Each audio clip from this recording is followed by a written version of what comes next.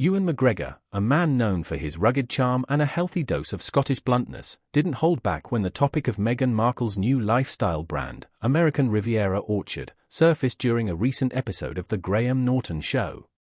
With a wry grin and a twinkle in his eye, he launched into a scathing critique, branding it a luxury jamboree for the tone-deaf, a sentiment that resonated with the audience, who erupted in a mix of laughter and knowing applause.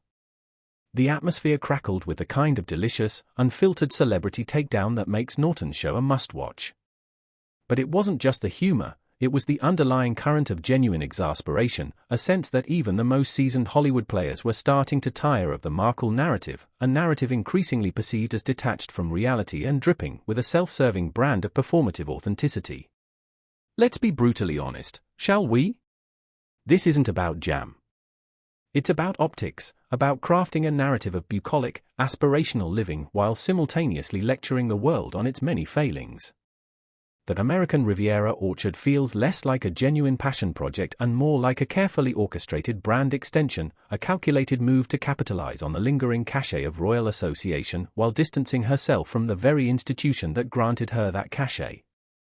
McGregor, with his characteristic lack of pretension, cut through the carefully curated facade with the precision of a lightsaber, pointing out the inherent disconnect between the brand's rustic, artisanal aesthetic and the reality of a life lived in a multi-million-dollar mansion in Montecito, staffed with a small army of assistants. He quipped, "I'm sure the chickens are hand-massaged and the lemons are serenaded before they're squeezed. It's just a bit much, isn't it?" The audience, a mix of British and international viewers, responded with a collective nod, a silent acknowledgement that the Emperor, or in this case, the Duchess, had no clothes.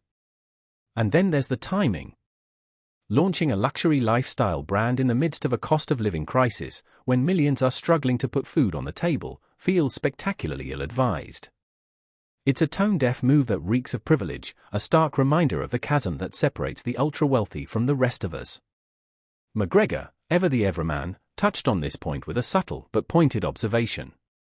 "It's all very lovely, I'm sure," he said, his voice laced with irony, "but I can't help but wonder if there's a market for £50 jars of marmalade when most people are worried about paying their energy bills."